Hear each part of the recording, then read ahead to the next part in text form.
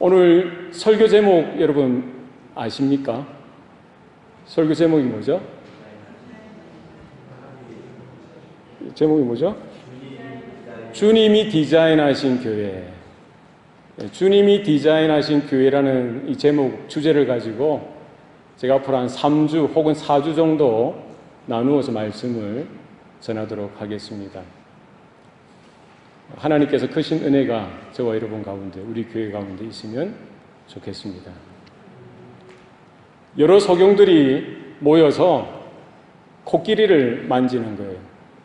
코끼리를 한참 만지고 나서 자기들끼리 모여서 코끼리가 어떻게 생겼는지 한 사람씩 돌아가면서 이야기를 합니다. 똑같은 코끼리를 만졌는데 거기 모인 소경들은 어떻게 대답을 했겠어요? 똑같이 이야기했을까요? 모두가 다 다르게 이야기합니다. 같은 코끼리를 분명히 만졌음에도 다 다른 이야기를 하고 있어요. 코끼리의 코를 만진 소경은 뭐라고 이야기했을까요? 코끼리가 어떻게 생겼다고요? 코끼리가 긴 호수처럼 생겼다라고 이야기합니다. 코끼리의 귀를 만진 소경은 코끼리는 양탄자처럼 우리 카페트처럼 아주 넓더라, 얇더라 이렇게 이야기하는 거예요. 코끼리의 다리를 만진 소경은 뭐라고 대답했겠어요? 코끼리는 큰 기둥과 같이 생겼다. 기둥과 같더라. 코끼리의 이 배, 코끼리 옆면을 이렇게 더듬으면서 만진 소경은 뭐라고 이야기했겠습니까? 코끼리는 아주 큰 벽처럼 생겼더라. 코끼리는 벽처럼 생겼다라고 이야기하는 거예요. 그리고 마지막 소경은 꼬리를 만졌어요. 꼬리를 만진 소경은 뭐라고 대답했겠습니까? 아니야. 코끼리는 채찍처럼 생겼더라. 앞에 털도 이렇게 보슬보슬 나고 채찍처럼 생겼더라라고 이야기하는 거예요. 같은 코끼리를 만졌음에도 불구하고 거기 모인 모든 소경들은 각기 다르게, 서로 다르게 이야기를 하고 있습니다. 왜 그렇습니까? 전체 그림을 보지 못했기 때문이죠. 소경이기 때문에 전체 그림을 보지 못하고 자기가 만진 그 부분만 보고는 코끼리는 이렇게 생겼다라고 이야기하고 생각하고 또 그렇게 주장하는 거예요. 남들이 다 생각하는 것 아니야. 코끼리는 이렇게 생겼어라고 주장하게 되는 것이죠. 교회는 어떻습니까? 교회는 무엇입니까? 교회는 어떠하죠? 교회는 어떠해야 합니까? 여러분 어떻습니까? 교회가 무엇입니까? 교회는 어떤 모습이어야 합니까? 어떻게 되어야 합니까? 질문을 하면은 10사람이 모이면은 그 의견이 몇 가지 되겠어요? 10가지가 되는 거예요. 20사람이 모이면 20가지가 되는 거예요. 100사람이 모이면 100가지가 되는 거예요. 자기가 아는 대로, 자기가 경험한 대로, 자기가 지금까지 살아온 삶을 통해서, 배운 지식을 통해서 알고 있는 그것이 전부가 되는 거죠. 그래서 교회는 어떻게 생겼다고요? 교회는 어떻게 해야 된다고요? 이러해야 된다라고 주장하기가 쉽습니다. 교회가 분명히 그 모습이 있는데 우리는 전체를 보지 못하고 자기가 아는 것, 자기가 경험한 것이 전부인 줄 알고 그렇게 생각할 뿐만 아니라 그렇게 주장한다면 교회는 어떠하겠죠? 콩가루가 되는 거예요. 콩가루가 되는 거예요. 배에 사공이 많으면 그 배는 어디로 간다고 했습니까? 산으로 가는 거예요. 사공이 많으면은 배도 제대로 파도를 가르며 깊은 바다를 향해 나가야 되는데 그 배가 어디로 간다는 거예요? 산으로 간다는 거예요. 말이 안 되는 거죠. 우리가 여러 가지 생각들을 할 수 있습니다. 그게 뭐 틀린 것 아니에요. 서로 다른 것입니다. 그러나 교회가 무엇인지, 교회가 어떠해야 하는지 그 모습을 우리의 경험이나 지식이 아니라 우리는 그 교회를 디자인하신, 그 교회를 세우신, 그 교회를 지금도 다스리고 그 교회를 운영해 가시는 주님께 물어봐야 하는 것입니다. 교회는 주님의 몸된 교회라는 거예요. 주님의 몸이라는 거예요. 저와 여러분은 그 주님의 몸으로 부름받은 교회라는 사실을 여러분 기억하시길 바랍니다. 구원받은 하나님의 자녀들, 구원받은 하나님의 성도들의 모임이라는 거예요. 성경은 그와 같은 예수 믿는 거듭난 자들을 일컬어 주님의 몸이라고 하는 거예요. 그래서 교회라는 거예요. 그리고 주 예수 그리스도는 누구시라는 거예요? 몸된 교회의 머리 되신다는 거예요. 머리가 누구세요? 예수 그리스도라는 거예요. 그러니까 우리는 교회가 어떠해야 하는지 누구를 통해서 알 수 있습니까? 우리의 머리 대신, 우리의 주인 대신, 교회를 처음 디자인하시고 계획하시고 만드신 주님께 물어봐야 하는 것이죠. 바로 그 주님의 말씀, 하나님의 말씀 안에서 교회가 어떠해야 하는지, 교회가 어떤 모습인지 뿐만 아니라 성도된 저와 여러분이 어떤 존재인지를 날마다 발견하고 깨닫고 하나님께서 계획하신 대로, 예수님께서 디자인하신 대로, 주님께서 원하시는 대로 그와 같은 교회가 되어지고 그와 같은 성도가 될 수 있기를 바랍니다. 그래서 우리는 싸울 필요도 없어요. 자기 의견을 주장할 필요도 없습니다. 다 다양하게 여러분들의 의견이 맞을 수 있다는 거예요. 그러나 그게 다는 아니라는 거예요. 그렇지 않겠어요? 그게 다가 아니라는 거예요. 내 것만 맞아. 내 의견만 맞아. 그렇게 주장해서도 안 됩니다. 그렇게 주장하는 것은 소경이 코끼리 그 한 일부만 만져보고 이것이 다인 줄 알고 그렇게 주장하는 것처럼 어리석은 일이라는 거예요. 우리는 누구를 통해서 배워야 합니까? 예수님을 통해서, 하나님의 말씀을 통해서 우리 교회가 어떠한 모습이어야 하는지, 우리 성도들이 어떤 모습으로 살아드려야 하는지를 우리는 배우고 그 은혜 가운데 서서 믿음으로 걸어가고 믿음으로 살아가는 저와 여러분 되시기를 바랍니다. 오늘 본문에 보면은 어떻게 나오죠? 그들이 사도의 가르침을 받아 서로 교제하고 그 다음에 뭐죠? 떡을 떼며 오로지 기도하기에 힘썼다라고 합니다. 교회가 바로 여러 가지 의견들이 분분하겠지만 우리는 하나님의 약속의 말씀을 통해서 구약의 말씀, 옛 언약이죠. 신약의 말씀, 새 언약이죠. 하나님의 특별 계시, 성경 66권을 통해서 우리는 교회가 어떠한 모습인지를 발견할 수 있습니다. 발견할 수 있어야 되는 거예요. 특별히 오늘 본문 사도행전을 통해서 우리는 교회가 이와 같은 모습이라는 사실을 발견할 수 있는 것입니다. 그래서 교회의 뚜껑을 열어보면은 오늘 우리가 읽은 이 본문의 내용이 발견되어지는 거예요. 뭐가 있다는 겁니까? 사도의 가르침이 있죠. 그리고 또 뭐가 있습니까? 교제가 있습니다. 떡을 떼는 것이 있어요. 그리고 기도가 있어요. 말씀으로 시작했다가 기도로 마치는 이와 같은 성도의 삶이 되실 수 있기를 바랍니다. 교회의 모든 교제 가운데, 모든 활동 가운데, 모든 사역 가운데 이 말씀이 근거가 되어지고요. 말씀이 우리의 삶의 신앙의 울타리가 되어져야 하는 것이죠. 우리가 기도할 때도 마찬가지입니다. 그냥 허공에 대고 그냥 뭐 내 신세 한탄을 하는 게 기도가 아닙니다. 무엇에 근거해야 되는 겁니까? 하나님의 말씀을 붙들고 말씀에 근거하여 우리가 하나님 앞에 기도하고요. 하나님의 은혜 가운데 나아가는 삶이 되어져야 하는 것이죠. 우리가 성도의 교제도 마찬가지입니다. 뭐 좋은 게 좋은 거지.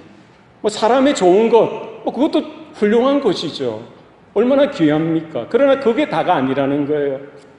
우리가 성도의 교제, 우리가 성도를 사랑하는 것, 섬기는 것, 봉사하는 것, 이 모든 것이 어디에서부터 나와야 되는 거예요?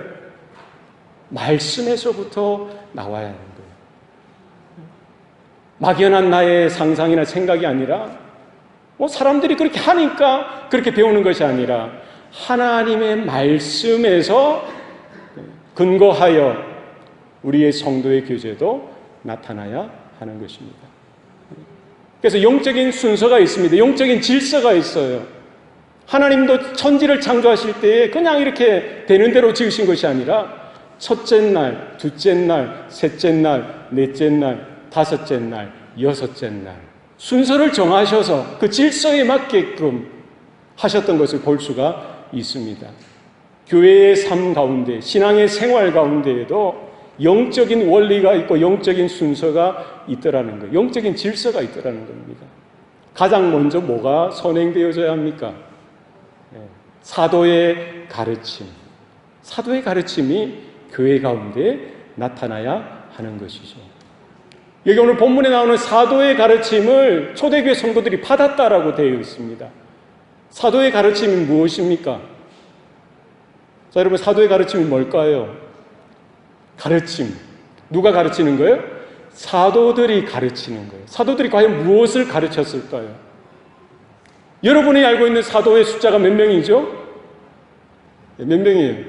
예수님의 제자들, 뭐 12사도, 12제자, 일반적으로 그렇게 생각할 수 있습니다. 그죠? 이 사도들, 그 예수님의 제자들, 예수님이 부르시고 보내신 그들이 가르쳤던 것이 과연 무엇이겠느냐고요. 이 사도라는 단어 따라합시다. 어파슬. 영어로는 어파슬이에요. 어파슬. 그리고 헬라어로는 아포스톨로스. 따라합시다. 아포스톨로스. 영어나 그리거나 비슷하죠. 아포스톨로스. 어파슬. 사도란 무엇이냐는 거예요. 사도는 무엇입니까? 보냄을 받은 자라는 뜻입니다. 뭐라고요? 보냄을 받은 자. 보냄을 받은 자가 사도라는 거예요. 그러면은 사도는 보냄을 받은 자 하면은 누가 있다는 겁니까? 보내신 분이 있더라는 거예요. 사도들이 자기가 원해서 자원해서 그냥 그 자리에 서 있는 것이 아니라 그들을 부르시고 그들을 보내신 분이 계시다는 거예요. 그럼 이 사도가 가르쳤던 것은 무엇을 가르쳐야 합니까? 12명의 사도면 그 가르침이 12가지로 다양할 수가 있습니까? 아닙니다. 그렇게 해서는 안 돼요. 자신의 신념이나 자신의 의견이나 사상이나 자신의 그 깊이 생각했던 그런 사고나 생각들, 주장들을 펴는 것이 아니라 사도들이 가르쳐야만 하는 것, 사도들이 가르쳤던 것은 뭡니까? 2사람이든 10사람이든 12명이든 모든 사도가 가르쳤던 그 내용이 뭐였겠어요? 무엇을 가르쳐야 되죠? 예수 그리스도의 복음을 가르쳐야 돼요. 보내신 자가 당부한 그 말씀을 가르쳐야 되는 거예요. 너희는 가서 모든 민족을 제자로 삼아 아버지와 아들과 성령의 이름으로 세례를 주고 내가 분부한 모든 것을 가르쳐 지키게 하라. 뭐를 가르친다고요? 뭐를 가르치는 거예요? 사도들이 가르친 게 뭐였다고요? 예수님께서 보내실 때 당부하셨던 것, 내가 분부한 모든 것을 가르치라. 그러니까 사도들이 생각할 때 이것이 더 중요하고 이것은 덜 중요하고 하다고 해서 이렇게 지사 선택해서 가르치는 것이 아니더라니까요. 거기에 있는 청중들이, 회중들이 듣기 원하는 소리, 세상 사람들이 원하는 그런 이야기들을 가르치는 것이 아니더라니까요. 무엇을 가르친다고요? 예수님께서 보내실 때 당부하셨던, 분부하셨던 모든 것을 가르치라는 거예요. 예수님이 뭐를 당부하셨겠어요? 뭐를 분부하셨습니까? 성경에 나오는 모든 말씀이죠. 구약 성경과 신약 성경이죠. 옛 언약과 새 언약입니다. 하나님의 약속, 하나님의 언약, 이 프라미스, 카버넌트에 대해서 가르치라는 거예요. 뭐에 대한 언약이고 뭐에 대한 약속입니까? 하나님의 구원에 대한 언약, 하나님의 구원에 대한 약속이라는 거예요. 누구를 통해서 이루시겠다는 거예요? 하나님의 독생자 예수 그리스도를 통해서 이루어 주시겠다는 거예요. 그래서 구약의 성경은 무슨 말씀입니까? 장차 오실 메시아, 오신다고 약속하신 그리스도가 오신다는 거예요. 구원의 그 길이 되시고 진리가 되시고 생명이 되시는 그리스도, 메시아가 오실 것에 대한 약속이 구약이죠. 신약은 뭡니까? 바로 그 구약에서 약속하셨던 그 메시아 그리스도가 어떻게 하셨다고요? 오셨다는 거예요. 약속의 성취로서 새 언약, 그 신약을 우리에게 동일하게 주셨던 것입니다. 얼마나 방대한 말씀입니까? 우리는 평생 하나님의 말씀을 또 듣고 가르치고 듣고 가르치고 듣고, 얼마나 무궁무진한 말씀이 성경 안에 있는지 모릅니다. 우리 평생 신앙생활을 한다고 해도요, 여전히 배울 것이 있다. 믿습니까? 목사도 마찬가지예요. 저는 이제 젊은 목사이지만 연세가 지긋한 목사님들도 은퇴하고 나서도 평생 성경을 연구하고 성경을 스스로 공부하고, 또 하나님이 능력을 주시고 은혜를 주시면 또 책을 또 통해서라도 계속 연구하시는 거예요. 그리스도의 가르치심을 누가 받은 거예요? 사도들이 받은 거예요. 주님께서 당부한, 분부한 그 말씀을 사도들이 받아서 바로 그 초대교회 성도들을 향하여 그 말씀을 가르쳐 주고 있는 것입니다. 베드로가 주님 앞에 뭐라고 고백했습니까? 사람들이 나를 누구라 하더냐? 이게 바로 성경의 질문입니다. 구약 성경의 질문이요, 신약 성경의 질문이라는 거예요. 구원의 길이 어디냐는 것이죠. 우리가 하나님의 은혜를 회복할 수 있는 그 길이 어디냐는 것이죠. 세상 사람들은 그 구원의 길을 어떻게 찾고 있느냐라고 주님께서 물어보시는 거예요. 베드로는 뭐라고 대답합니까? 주는 그리스도시요 살아계신 하나님의 아들이십니다. 모든 성경, 구약 성경과 신약 성경이 대답하고 있는 바로 그 분명한 핵심, 성경 66권의 그 방대한 성경이 있습니다만 그 한마디로 요약하면 뭐라는 거예요? 주는 그리스도시요 살아계신 하나님의 아들이십니다. 이 진리를 가르침 받았던 거예요. 베드로가 어떻게 깨달은 게 아니죠. 자기가 뭐 공부를 많이 해서 자기가 열심히 경건한 신앙생활을 했기 때문에 깨달은 것이 아니라 하나님이 가르쳐 주신 거예요. 성령께서 가르쳐 주신 거예요. 예수님이 그것을 들으시고 기뻐하셨어요. 바요나 시몬아 네가 복이 있도다라고 칭찬해 주십니다. 그리고 이것을 네게 알게 하니는 육이 아니라 하늘에 계신 내 아버지이니라. 진리를 누가 주십니까? 하나님께서 우리에게 진리를 주세요. 진리를 누가 깨닫게 하십니까? 하나님께서 우리로 하여금 그 진리를 깨닫도록 하시는 거예요. 예수님께서 그를 칭찬하시고 뭐라고 말씀하세요? 내가 이 반석 위에 내 교회를 세우리니 음부의 권세가 이기지 못하리라.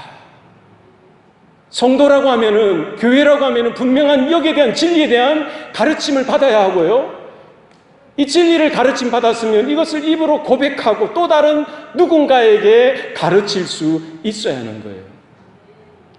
여러분이 그냥 교회만 왔다 갔다 해서는 안 됩니다. 날마다 주의 생명의 말씀을 통하여 주님께서 가르치셨던 그 말씀을 받으시기 바랍니다. 그리고 여러분의 자녀들에게, 여러분의 친구들에게, 믿음이 연약한 성도들에게, 믿지 않는 많은 이들에게도 여러분은 그 주님이 가르쳐 주셨던 그 가르침을 전달해 주셔야 돼요. 사도들이 증거했던, 사도들이 전달했던 그 그리스도의 가르치심, 사도의 가르침을 여러분 안에 깊이 받으시고 주위의 많은 사람들에게 전달해 주시길 바랍니다. 그러해야 여러분이 성도요, 그러해야 저와 여러분이 주님의 몸된 교회가 된다는 사실을 여러분 기억하시기를 바랍니다. 그냥 종교생활로 끝나서는 안 됩니다.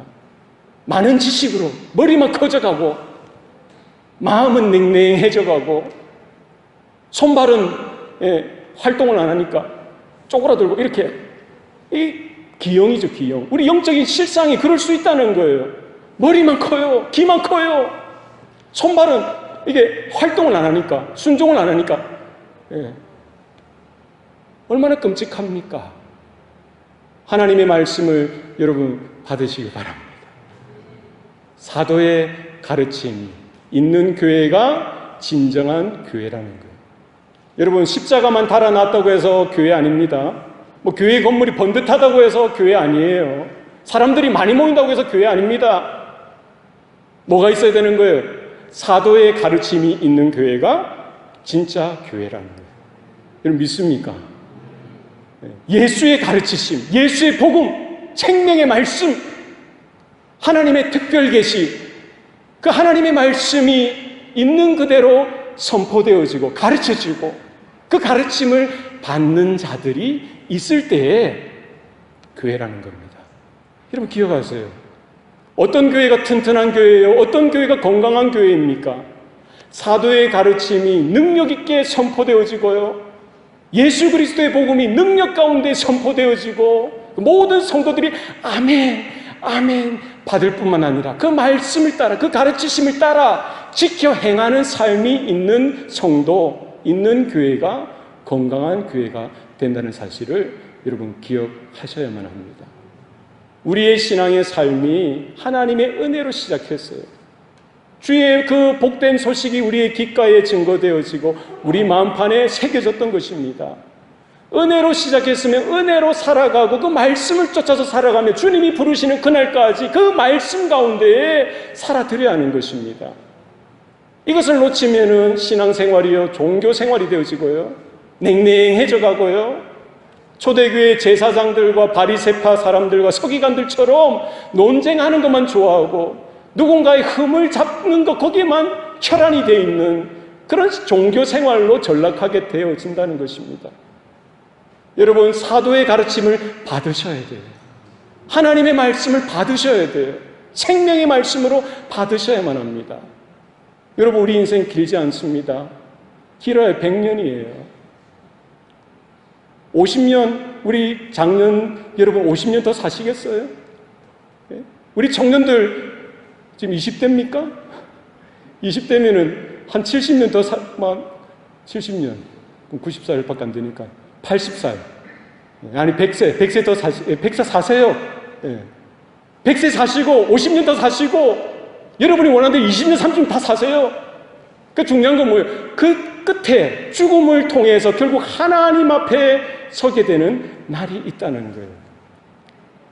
하나님의 진리, 그 복음의 말씀으로 근거되어지 않은 모든 것들은 불타 없어질 거예요. 여러분 기억하시기 바랍니다. 교회가 무엇이냐, 성도가 어떠해야 하는지에 대해서 여러분 돌아보시고 내 안에 사도의 가르치심이 있느냐, 예수 그리스도의 가르치심이 있느냐 돌아보시기 바랍니다. 오늘 본문에 보면은 그들이 사도의 가르치심을 뭐 했다고 합니까? 뭐 했다고요? 받아. 사도의 가르치심을 뭐해? 받아들이셔야 돼요. 한 귀로 듣고 한 귀로 흘리셔서는 안 됩니다. 복음을 전하고 하나님의 말씀을 전하는 것도 중요합니다만 뭐도 중요한 거예요? 그 말씀을 듣는 것, 그 말씀을 받는 것이 너무나 중요하다는 거예요. 마태복음 13장에 가면은요, 예수님께서 씨 뿌리는 자의 비유에 대해서 말씀하십니다. 4가지 종류의 땅이 있다는 거예요. 길가 밭이 있어요. 길가와 같은 땅이 있어요. 그리고 돌밭이 있습니다. 돌밭, 가시떨기, 그리고 좋은 땅이 있다는 거예요. 씨를 뿌리는 자가 씨를 뿌리러 나가서 씨를 뿌립니다. 어떤 씨는 길가에 떨어집니다. 그리고 돌밭에 떨어져요. 가시떨기에 떨어집니다. 좋은 땅에 떨어져요. 그 결과는 다르다는 겁니다. 길가에 떨어진 것은 어떻게 합니까? 길이 사람들이 막 지나다니니까 그게 길이 되어진 거예요. 맨들맨들하죠. 딱딱합니다. 누가 와서 먹습니까? 씨를 뿌리면 그 씨가 땅속으로 들어가야 되는데 땅속으로 들어갈 틈이 없는 거예요. 그 새가 와서 먹어버린다는 거예요. 예수님이 이것을 뭐라고 설명하십니까? 말씀을 들었는데 길가와 같은 땅을 지닌 사람은, 마음이 길과 같은 사람은 뭐 하다는 거예요? 말씀을 받았지만 그 받는 것이 아니죠. 그것이 그냥 있는 거예요. 그러니까 새가 와서 씨를 먹듯이 누가 와서 그것을 가져가요? 사단이, 마귀가 와서 내 귀에서, 내 마음에서 뭐를 빼먹는 거예요? 말씀을 그냥 가지고 달아나는 거예요. 이 돌밭은 어떤 밭입니까? 뭐 돌덩어리가 있는 밭을 돌밭이라고 하지 않습니다. 유대 땅은 흙이 얇은 땅이 돌밭이라는 거예요. 그러니까 그 흙이 얇아요. 씨를 뿌리니까 흙이 그래도 있으니까 싹 그 뿌리가 내리죠. 그러나 흙이 얇으니까 뿌리가 깊이 내릴 수 있습니까? 깊이 내리지 못합니다. 잠깐 뿌리 내리는 거예요. 그러나 해가 뜨면은 그 강렬한 햇빛에 뿌리가 깊지 못하니까 말라 죽는 겁니다. 우리가 잠깐 말씀을 듣고 은혜 받을 수 있어요. 말씀 듣고는 야 기쁘다 할렐루야 아멘 할 수 있습니다. 그러나 그것이 다라는 거예요. 시련이 오고 박해가 오고 여러 가지 곤고함이 몰아칠 때에 시험거리가 오면은 어떻다는 거예요? 그냥 넘어진다는 거예요. 신앙을 포기한다는 거예요. 예수님을 떠나간다는 거예요. 이 돌밭과 같은 사람이 있다는 거예요. 가시떨기는 뭐 어떻습니까? 가시떨기는 자라나죠. 그러나 뭐가 더 크게 빨리 자랍니까? 가시가 더 크게 자라서 막으니까 기운을 막아서 결실치 못하는 자라는 거예요. 가시떨기와 같은 사람은 어떤 사람입니까? 세상의 재리, 유혹들, 죄의 유혹들에 근심에 마음이 흔들리고요. 그냥 그렇게 성장하지 못하고 자라나지 못하고 그냥 그렇게 있는 사람들을 이야기하는 거예요. 그러나 좋은 땅에 씨가 떨어지면 어떻게 한다는 거예요? 어떤 곳에는 30배, 어떤 곳에는 60배, 어떤 곳에는 100배의 열매가 맺혀지게 되더라는 거예요. 말씀의 씨앗이 여러분 가운데 늘 언제나 주일마다 선포되어지죠. 우리는 하나님의 말씀을 날마다 받습니다. 그것으로 만족해서는 안 됩니다. 하나님이 원하시고 기대하시는 것은 뭡니까? 내 안에 떨어진 그 말씀이 마음의 밭에 잘 심겨져서 싹이 나고 열매를 뿌리가 깊이 박히고 열매를 많이 맺는 인생이 되어져야 한다는 것이죠. 그냥 교회만 왔다 갔다. 마태복음 13장에 있는 그 네 가지 밭은요, 세상 사람들을 물론 이야기할 수 있겠지만 누구를 이야기하는 거예요? 말씀을 받는 모든 이 교회에 있는 이론들을 이야기하는 거예요. 말씀을 들을 수 있다는 게 얼마나 큰 은혜입니까? 그러나 길가처럼 돌짝밭처럼 그 가시떨기처럼 열매를 하나도 맺지 못하고 그냥 그렇게 그 고귀한 인생을 시간을 허비하고 낭비하고 그렇게 살아가는 사람들도 있다는 것입니다. 어떠해야 합니까? 초대교회가 무엇이 다른 겁니까? 사도의 가르침이 똑같이 선포되어지고요, 하나님의 말씀이 똑같이 가르쳐지는데 뭐가 문제입니까? 왜 우리는 변화가 없고 왜 우리의 삶에는 열매가 없는 거예요? 우리는 착각하며 살 수 있다는 거예요. 나는 교회에 왔기 때문에 나는 좋은 밭이야. 나는 모태신앙이기 때문에, 우리 부모님은 목사님이기 때문에, 우리는 할아버지가 장로님이기 때문에, 권사님이고 집사님이기 때문에, 평생 나는 교회 울타리에 있었기 때문에 나는 좋은 밭이야 라고 착각한다는 거예요. 여러분 속지 마세요. 마귀가 여러분에게 속삭이는 거예요. 사단이 여러분에게 속이는 겁니다. 괜찮아, 시간 많아, 나중에라도 회개하고 하나님과 정리하면 돼. 그렇지 않습니다. 오늘 밤에 하나님께서 여러분의 목숨을 앗아가시면, 부르시면 어떡할 거예요? 지금 내가 은혜 받지 못하는데, 지금 내가 하나님의 말씀으로 살아나지 못하는데, 지금 내가 하나님의 말씀으로 내가 정말 울부짖으며 통회하며 자복하며 회개하는 심령이 없는데 나는 좋은 밭일 거야, 나는 좋은 밭 맞아. 그 여러분의 착각이죠. 그렇지 않습니다. 나도 돌밭일 수 있다는, 길가밭일 수 있다는 거예요. 가시떨기일 수도 있다는 거예요. 분명하게 판별하지 않습니까? 여러분의 삶의 열매를 보여주십시오. 여러분의 변화된 삶을 보여주십시오. 당당하게 그러지 못하면은 우리가 하나님 앞에 이 말씀 앞에 꿇어져야 되는 거예요. 회개해야 되는 겁니다. 여러분의 목사 자녀라고 해서 구원이 보장되지 않습니다. 여러분의 할아버지가 장로님이라고 해서 여러분의 구원이 그냥 공짜로 가는 거 아니에요. 여러분의 말씀을 받으셔야 돼요. 사도의 가르침을 받으셔야 돼요. 하나님의 생명의 그 복음의 말씀을 받으셔야 돼요. 그러기 위해서는 이게 어떻게 됩니까? 내가 하고 싶은데 목사님 안 돼요. 나는 말씀을 듣고 싶은데 받고 싶은데 안 돼요. 그렇습니다. 우리 모두가 그래요. 우리에게는 능력이 없는 겁니다. 실력이 안 되는 거예요. 무엇으로 가능합니까? 성령의 능력이 우리 가운데 임하셔야 돼요. 하나님께서 성령의 영을, 하나님의 영을, 회개의 영을 우리 가운데 부어주셔야 돼요. 호세아서 10장에 보면은요, 묵은 땅을 기경하라 라고 되어 있어요. 묵은 땅이 어디 있는 거예요? 내 마음이 묵은 땅이라는 것을 여러분 깨달으셔야 돼요.